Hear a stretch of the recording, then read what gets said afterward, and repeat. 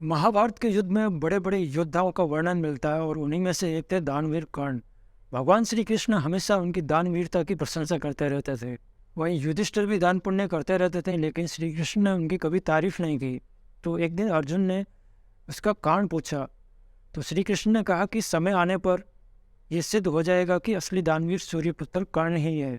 तो फिर कुछ दिनों के बाद में एक ब्राह्मण युधिष्ठिर के महल में आता है और कहता है, महाराज मुझे हवन के लिए कुछ चंदन की लकड़ियों की ज़रूरत है। बिना हवन के मैं अपना उपवास भंग नहीं कर सकता और मैं भूखा प्यासा ही मर जाऊंगा। तभी महाराज युधिष्ठिर तुरंत अपने मंत्री को आदेश देते हैं और कहते हैं कि ब्राह्मण देव के लिए राजकोष से चंदन की लकड़ियों का इंतजाम किया जाए। और उसी समय वो मंत्री राजकोष में जाता है, देखता है वहाँ पे चंदन की लकड़ी नहीं मिलती है और पूरे राज्य में कहीं पे भी चंदन की लकड़ी नहीं मिलती है। तो वापस आके मंत्री कहता है कि महाराज चंदन की लकड़ी तो कहीं नहीं मिली पूरे राज्य में, और राजकोष में कहीं पे भी चंदन की लकड़ी नहीं मिली।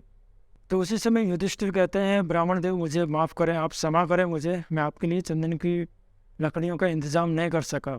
और इस पूरी घटना को श्री कृष्ण देख रहे थे।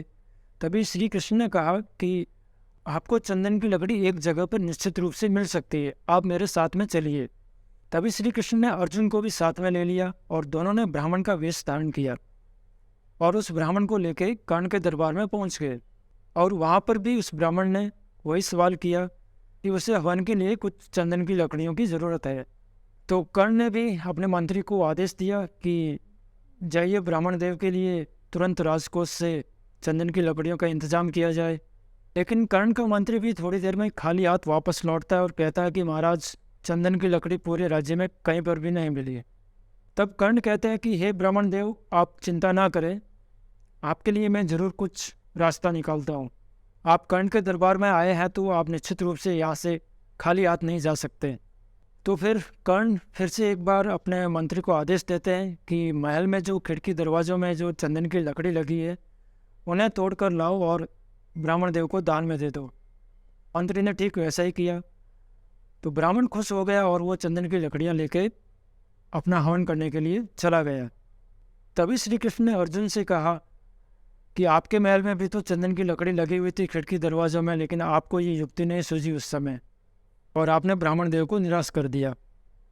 और इसके विपरीत कर्ण ने एक बार फिर से अपनी दानवीरता का परिचय दिया। बस ये छोटी सी कहानी हमें ये सिखाती है कि समर्थ अवस्था में तो हर कोई दान कर सकता है, लेकिन असमर्थ अवस्था में दान करना एक असली दानवीरता की पहचान है। अगर ये कहानी थोड़ी सी भी आपको पसंद आई हो तो लाइक और शेयर करना ना भूलें।